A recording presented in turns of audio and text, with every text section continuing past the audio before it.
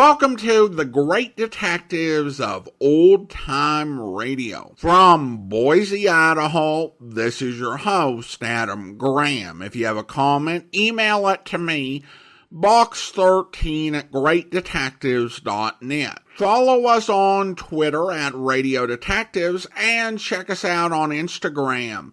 Instagram.com/greatdetectives. Today's program is brought to you in part by the financial support of our listeners. You can support the show on a one-time basis by mailing a donation to Adam Graham, P.O. Box 15913, that's 15913, Boise, Idaho 83715.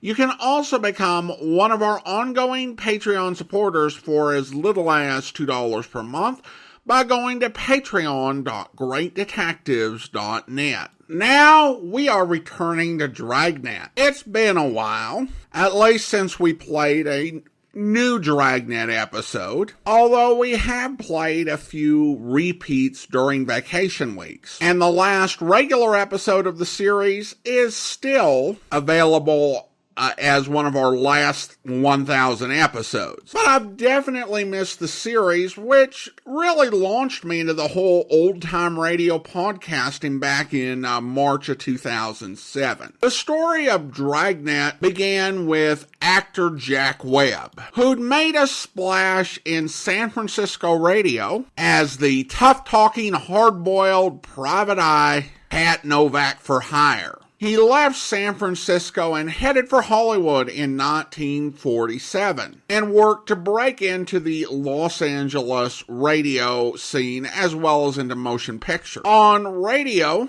he got not only some good character parts on programs such as Escape, he also connected with William Rousseau, a creator of hard-boiled detective programs, and Webb actually played the police foil on The New Adventures of Michael Shayne with Jeff Chandler, and he also appeared in a similar capacity in a Frank Lovejoy-led Mr. Malone series, as well as starring in 3 different hard-boiled detective series. He played Pat Novak knockoff Johnny Madero for Mutual, and then for CBS, he played Jeff Regan Investigator. And ABC decided to do a national version of Pat Novak for hire from Los Angeles, and Webb also starred in that series. One of the films he worked on was He Walked by Night. We recently featured this on Public Domain Video Theater, and I'll try not to go into near as much detail. But on the set of the film, he met Marty Wynn, a technical advisor whose case had actually been the basis of the movie. When Wynn found out that Webb played those hard-boiled detectives over the radio, he let forth a full critique of them and suggested that there should be a series made showing how policemen actually work and actually talk. Webb shrugged off the suggestion, but it remained in the back of his mind. It came to the front of his mind in the summer of 1949, when he learned that Pat Novak for Hire was going to go on summer hiatus, which was not something typical for detective programs, and he was married with a baby on the way. So he had to scramble to get work, and that's when Marty Wynn's idea came back to him, and he reached out to Wynn and to the LAPD to gain access to official files. In one memorable conversation with Wynn, he asked to be taught how to talk like a cop. He wanted to learn that lingo, that way of speaking about cases, about sending requests to R&I, or using DR numbers or codes. It was a question that would signal the type of program that Dragnet would become, dedicated to accuracy and entertaining as it took listeners into the world of the working detective in a way that no radio series had ever done before. The first episode aired on June the 3rd of 1949, but is not in circulation. But we do have the second. Original air date, June 10th, 1949. This is Production 2, also known as the Nickel-Plated Gun. Let's take a listen. Ladies and gentlemen, the story you are about to hear is true. Only the names have been changed to protect the innocent. Dragnet.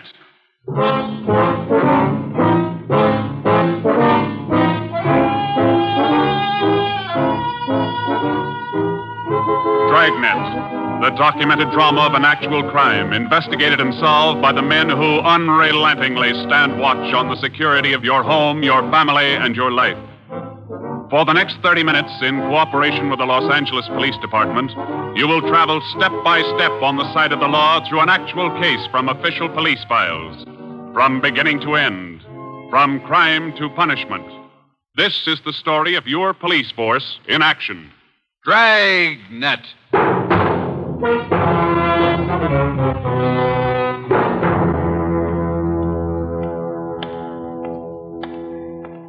It was Tuesday, March 25th. It was cold in Los Angeles. We were working the night watch out of homicide. Detectives in Los Angeles work in pairs. My partner's Ben Romero. He's a sergeant, so am I. My name's Friday. The boss is Ed Backstand, chief of detectives. I was on the way back from the record bureau, and it was 13 minutes past 11 when I got to room 42. Homicide. That's a hot shot. Somebody grab it. I got it, Ed. At 1245 East Doheny Street, 1, 2, 4, 2 officers shot. At 1245 East Doheny Doheny Street, Street. 2 officers Shot. What have you got, Friday? Read it. 2 officers shot. Where's Romero? Right here, Skipper. Okay, you've got one to roll on. Get going.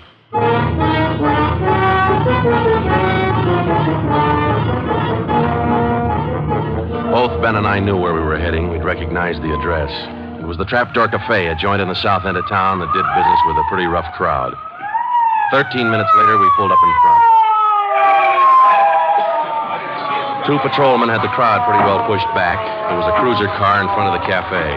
The car door was open, and an officer was sprawled across the seat. He was conscious but weak, and one of his pant legs was pretty red. Hello, Sarge. Hi, how you doing? I've done better. Yeah, well, what happened? Williams and I were cruising. We've been keeping an eye on this cafe lately.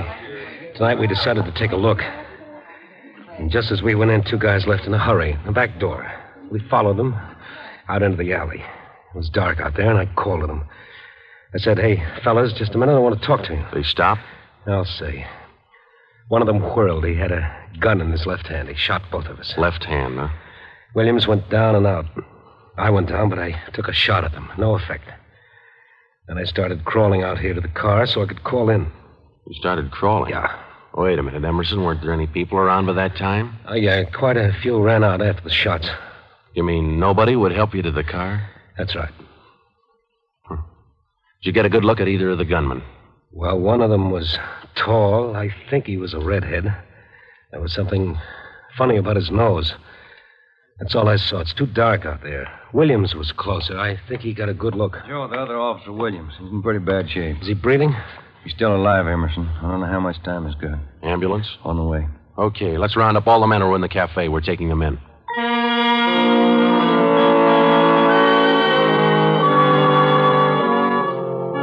We took all the men back to the city hall. There were 23 in the Trapdoor Café at the time of the shooting. We questioned all of them. One of them said there had been a redhead in the place, but he couldn't describe him. Ben and I left the interrogation room, and we went back to the squad room. Friday, Romero. Got a minute? Yeah, Ed. Come on, Ben. Sit down. Okay. Did you get anything from those people you questioned? Nothing we could use. How's Williams? It's pretty bad. When do they operate? As soon as he comes out of shock. Probably in the morning. You boys will be there. Yeah, we will. When the surgeon digs that slug out, get it and mark it for evidence. Yeah. Skipper, them 2 men shot without asking any questions. They must be hot. Yeah. Same thing occurred to me. When we get that slug, the ballistics can tell us whether that gun's been used on other jobs. We got enough of their modus operandi to have the statistician give us a run-through on the IBM now. One of them is left-handed, and he shoots quick. Okay, be in surgery tomorrow morning at 9.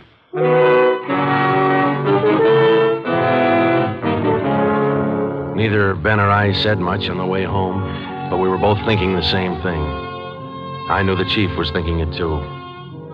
Here were two men who'd shot a couple of police officers without asking any questions. Now, I suppose you've heard a lot of stories about what the force thinks of cop killers.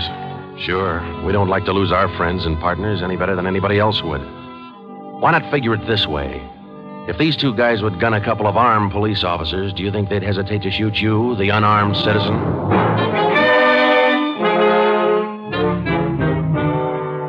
The next morning at 9 o'clock, Ben and I had scrubbed up and we were in surgery. Williams was on the table. The surgeon started in. A lot of minutes later, he got the slug. As for Williams, they took out 7 feet of his intestine and said he might pull through.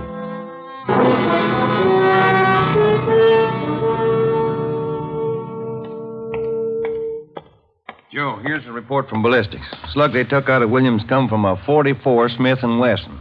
The same gun was used in a liquor store killing about a month ago. You call the statistician? Yeah, She's running all the cards on previous shooting through the IBM machine. She ought to be through about now. Let's take a look. Okay, come on. Hi, Helen. Just a second. Okay.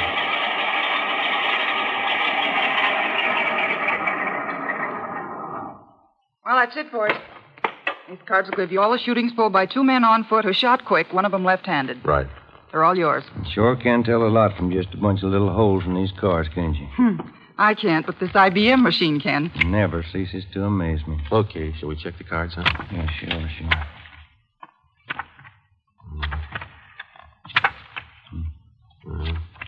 Wait a minute, Ben. Here we are. Huh? Yeah. Here's that liquor store killing ballistics tied the Smith & Wesson in on. Same gun that Emerson Williams was shot with? Well, it checks out. The liquor store was in the same neighborhood as the Trapdoor Cafe. Same gun, huh? Got to be. How long ago? A month ago, yeah. Ben, take the DR number off this card and let's pull the crime report on that job.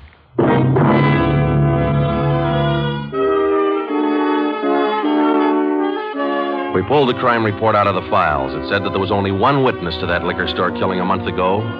That witness was a woman. Miss Forbes, sorry to disturb you like this, but we'd like to ask some questions about that liquor store killing you witness a little over a month ago. Well, I told the police everything I knew about it then. Yeah, we know, but maybe you wouldn't mind telling us again, huh? Oh. No, I guess not. I've been trying to forget it, to tell the truth. It was pretty terrible, and I really didn't see so very much because I was awful scared. I understand. But try to describe again just what happened, will you? Well, it was about 10 o'clock at night.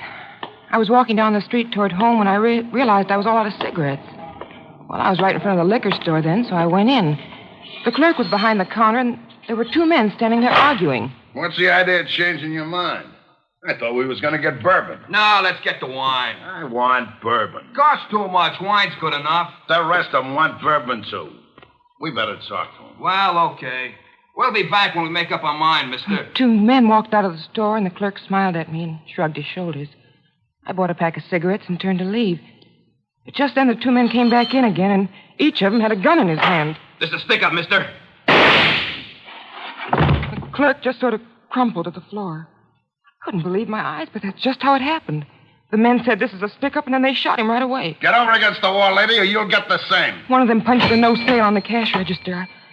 I was shaking so I almost caved in. He scooped the money out of the drawer and stuffed it into his pocket. And then the other one went over to where the liquor clerk was lying face down. He knelt down beside the clerk, and he put his gun against the clerk's spine. Then they both ran out of the store. It was terrible. That clerk, he was lying there helpless and wounded, and they deliberately... Yeah, Miss Forbes, I understand. Oh, Miss Forbes, you said that both of the men had guns. Yes. One of the guns was black, and the other was sort of fancy looking. What do you mean, Miss Forbes? Well, it was real shiny. Nickel-plated? I wouldn't know about that, but it was shiny. There were 2 guns, huh? Yes. Well, now about the men themselves. Well, I was so scared their faces just didn't register with me. The one who shot the clerk in the back was sort of stocky. It's about the best I can do. Well, you mentioned in the report that one of the men was left-handed. Yes, I do remember that. Uh-huh. Look, Miss Forbes, this is very important to us. One of the men was a redhead? Redhead? Why, no, I didn't see any redhead.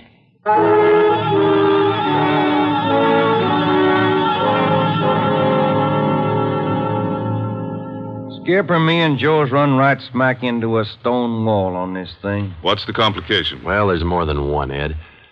In the first place, we know that the .44 Smith & Wesson was used in both shootings, but the descriptions of the men involved don't check. Police officer Emerson said he thought the man that shot him and Williams outside the Trapdoor Cafe was a tall, left-handed redhead.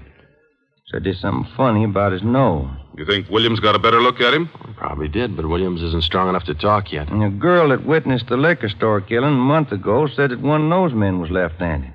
But she said neither of them was a redhead. And on top of all that, now we've got 2 guns to worry about. The girl mentioned 2 guns, so we checked the autopsy report on that liquor clerk. And, Ed, the bullet that actually killed him came from a .32-20, not a .44 Smith & Wesson. That fact didn't get any publicity at the time, did it? No, it didn't. Okay. We won't give it any publicity now either. We'll allow down it's just the .44 Smith & Wesson we're after. Because if whoever owns the .32-20 finds out it's hot, we'll never get it. Anything else? Well, we sent teletypes to all outlying stations in neighboring cities. Told them if they get any red-headed suspects, no matter what charge they got them on, to hold them for questioning. Yeah. Now, how about this .32-20, the actual murder weapon? Any leads on it? We've got one, Ed. We've been checking the records, and we discovered that 4 hours after the liquor store killing, a taxi driver in the neighborhood was shot and robbed. Slug was pretty well mashed, but there was enough to tell it was from a .32-20. So we're going over to question the taxi driver now. Good. Well, I think you boys are on the right trail. So far, what we've got is mostly unrelated facts, but sooner or later, those facts have all got to tie in at some point along the line. Find that point.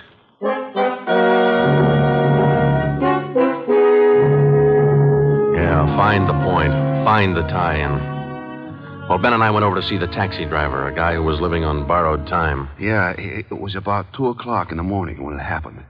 I got a call to pick up a fare near 105th and Avalon, you know. Yeah. Mm-hmm. Well, I got there. Somebody came over, pulled open my cab door, and said, "This is stick-up." Then blew it. You let me have it. Just like that, huh? Yeah, just like that. Same deal as others, Joe. Itchy trigger finger. Yeah. Did you get any kind of a look at the fella? Look, no, it's too dark. Uh-huh. Hey, according to the report, you got shot in the chest. Yeah, that's right. Oh, you're maybe wondering how come I'm still alive, huh? I'll tell you, pal, it's like something you'd see in a bad movie, you know? I'm carrying a few silver dollars with me, 9 of them to be exact. So I decided to stick them in my breast pocket. Well, mister, that just saved my life. The slug hit them silver dollars. It's one for the book, huh? Yeah, you said it. Well, thanks very much. Say, incidentally, we had a little trouble finding you today. You weren't at the stand you operated out of last month. Well, look, I'm not only not at my usual stand, I'm not driving hack no more. Oh? Look, after what happened, are you kidding? No, I don't want to push my luck any further than it's been pushed. Yeah, I figure I had it, you know?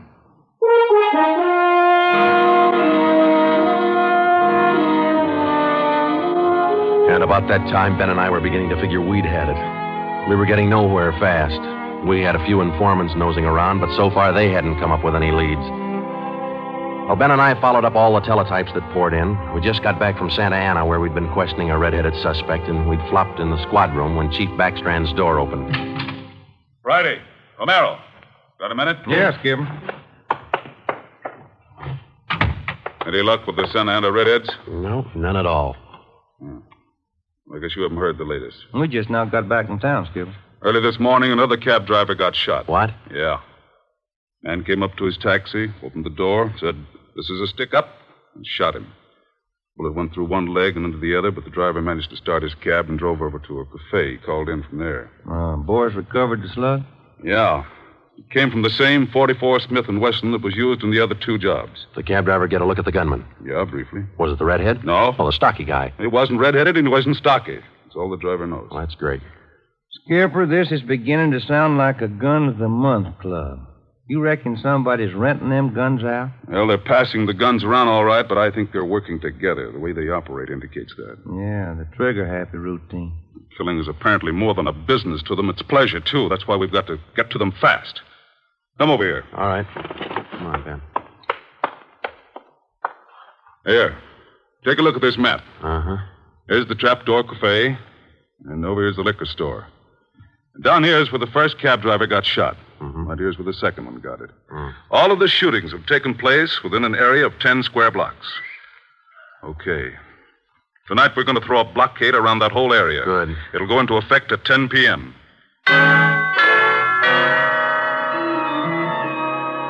At 9:45 p.m., cars and officers started drifting into the area by twos and threes. And at 10, when Backstand, Ben, and I arrived, the whole area was sewed up tighter than a tick. Now, code 3. Pacific Ambulance Davis, 1. catch you. All set. All set. We got a primary line and a secondary line. If anyone tries to make a break, we'll pick them up in the secondary. Okay. Friday and Romero here will cruise around the area with me. Go to work, men.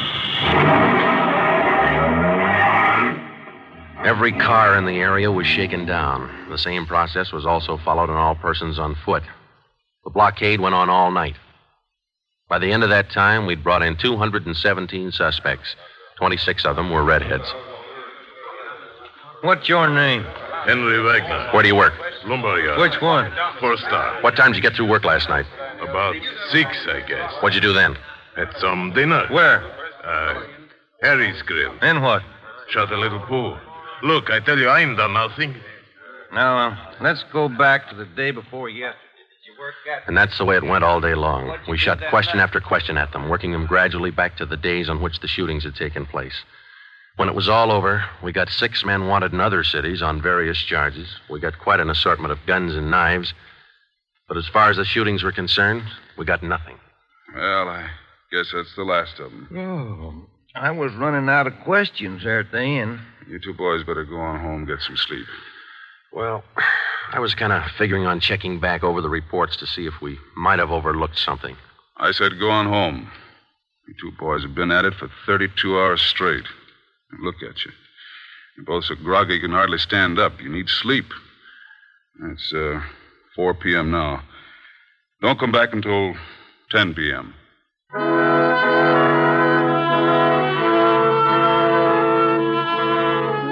When I walked into the squad room at 10, Ben was already there.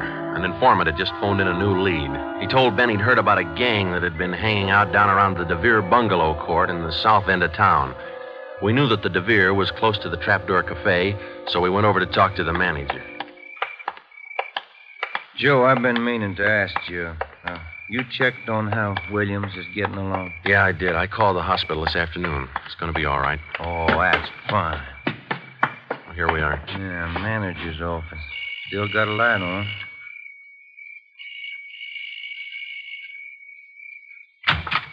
Yeah? I'm Sergeant Friday, police. This is Sergeant Romero. Yeah? We'd like a little information. Why, sure. Come in. Thank you. What can I do for you? Well, did you hear anything about a gang that hangs out down around here anywhere? Gang? Why, no. How about your tenants here? Any of them ever been in trouble, to your knowledge? No. This ain't exactly the best neighborhood in town, but we try to keep things under control. Once in a while, one of them will get out of line, but when that happens, we heave them out of here. You heaved anybody out lately? Yeah, I did. Fellow and his wife a few weeks ago. They had a fight in one of the bungalows. She took a shot at him, but she missed. Party by the name of Stuba, Carl Stuba. What did this Stuba look like? Oh, sort of tall, skinny. Was he a redhead? No. Now, we'd like to take a look at that bungalow that he lived in. Sure. Help yourself. Down the end there, number 5. Still vacant.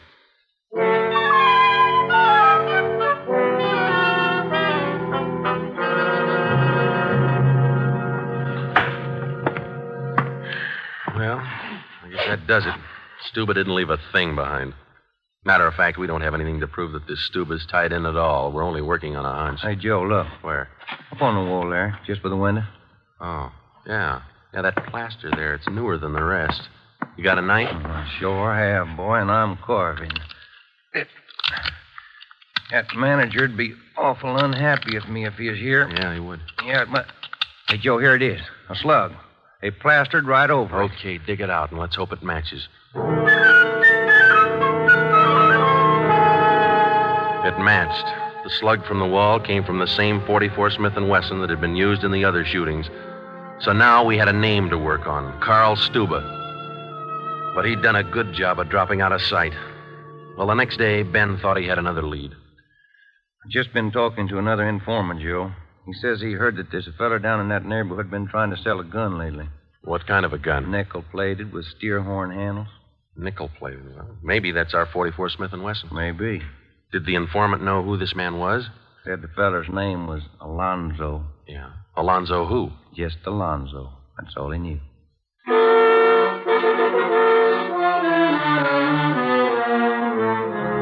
So now we had two names, Stuba and Alonzo, but no men to go with them. So we went back to making the rounds of the substations, interviewing red-headed suspects.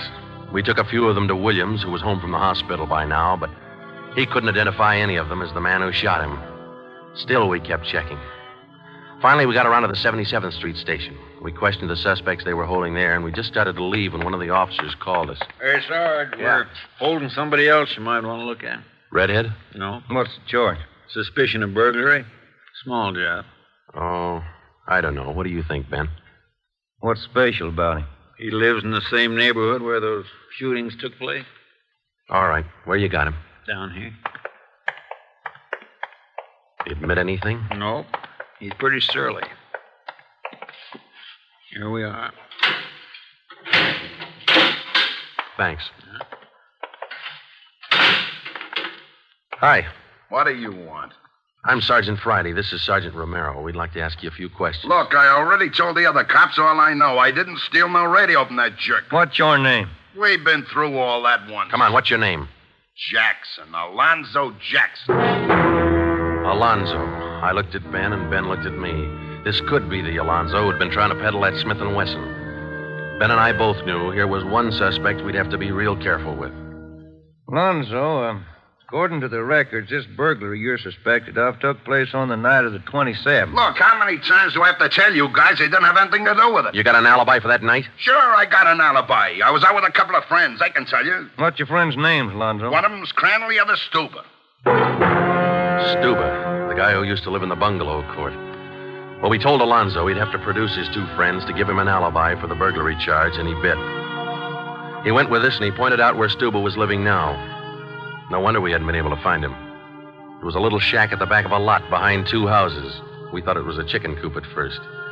We took Alonzo back to the station, then we picked up Stuba. He was surprised to see us and not very happy. We took him in. Next, Alonzo gave us Crandall's address.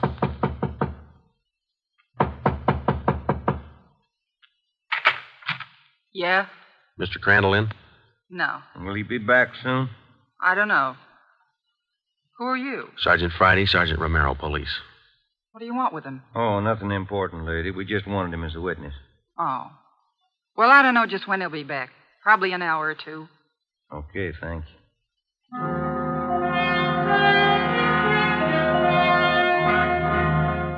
We went down the street away, and we staked out in the car.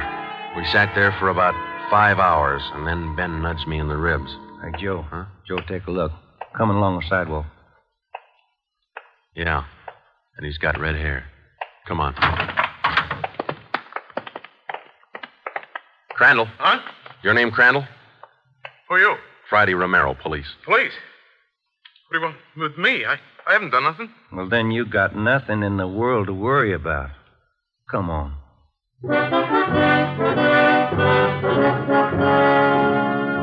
We questioned Crandall for an hour, but he wouldn't give an inch. Denied everything.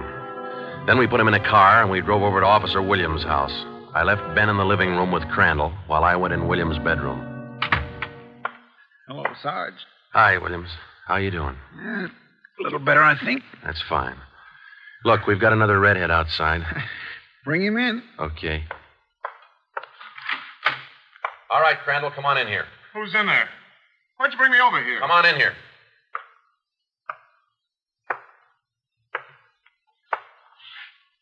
How about it, Williams? That's the guy. No, I'm not. That's the guy that shot me. Well, Crandall? No. Yeah. It was an accident. I didn't mean to shoot him. It was an accident.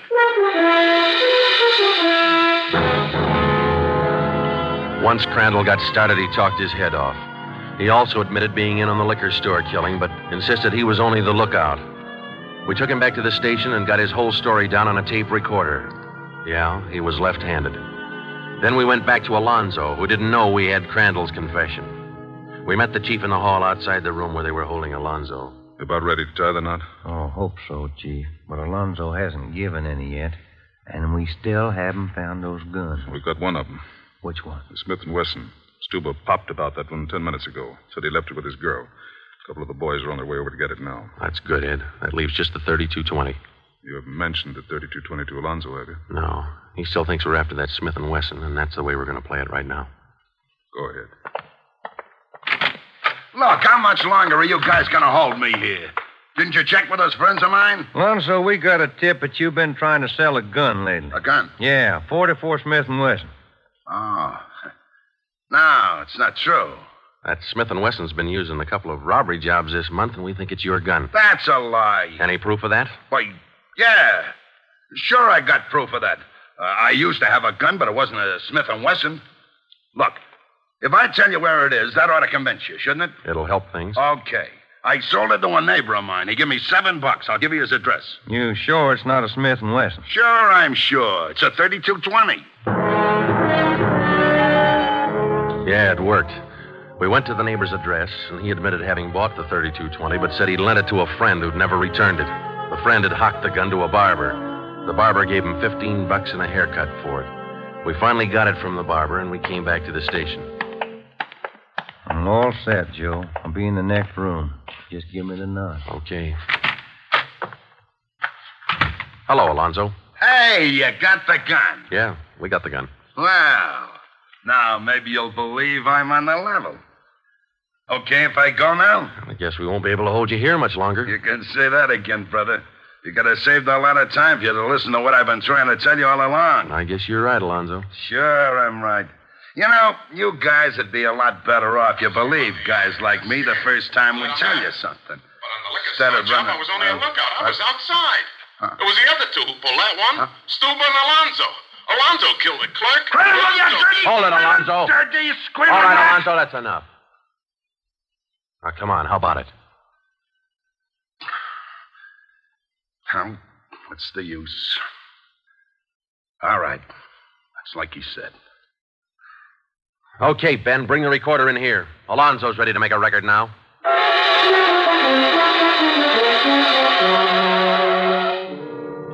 By playing back Crandall's statement that we'd recorded earlier, we got a full confession from Alonzo.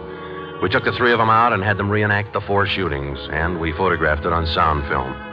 Crandall, the redhead, was the one who'd shot the 2 police officers, but he was only the lookout for the liquor store killing, which explains why the girl witness didn't see him in the store. Stuba and Alonzo were the ones who pulled that job. And Alonzo, the worst of the bunch, was the one who put the .32-20 against the spine of the wounded clerk. The 3 of them took turns at shooting the cab drivers and robbing them. That accounted for the mixed-up descriptions, including all that left-handed business. 2 of the 3 suspects happened to be left-handed. Well, that was the crop. Crandall, Alonzo, Stuba. 4 shootings, 3 robberies, 4 attempted murders, 1 murder. The 3 men were tried and convicted. They're all in the state penitentiary. Crandall's there for life. Alonzo and Stuba, they'll be executed next week. File it, will you, Ben?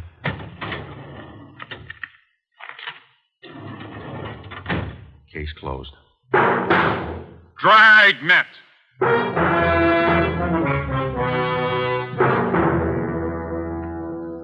The story you have just heard was true. Only the names were changed to protect the innocent.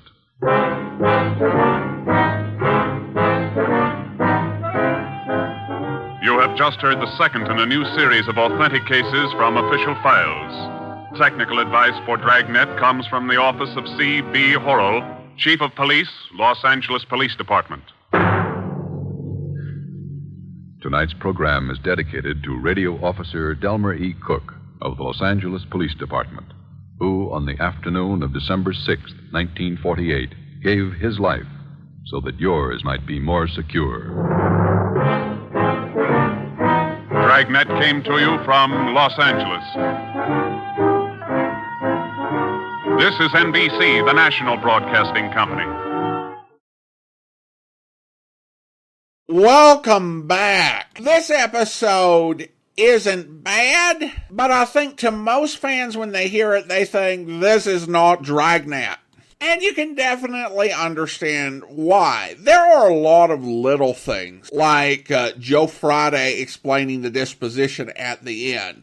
But I think the biggest thing that puts people off who have been exposed to Dragnet as it came to be is the music. If the existence of this episode serves any purpose, it is to show us how completely central the music is to Dragnet working as a series. Beyond that, I think the episode is fine. There's a good mystery and an interesting set of clothes. I think there's a big temptation to be very hard on it just because this is not Dragnet quality. The story could be a little heavy-handed in how it explained things, like the whole Friday and Romero being up for 32 hours. And I also think Charlie McGraw is not great as Ed Backstand. The other weird thing to me was the end part where they went ahead and got them to reenact the crime and while the police made a movie of it.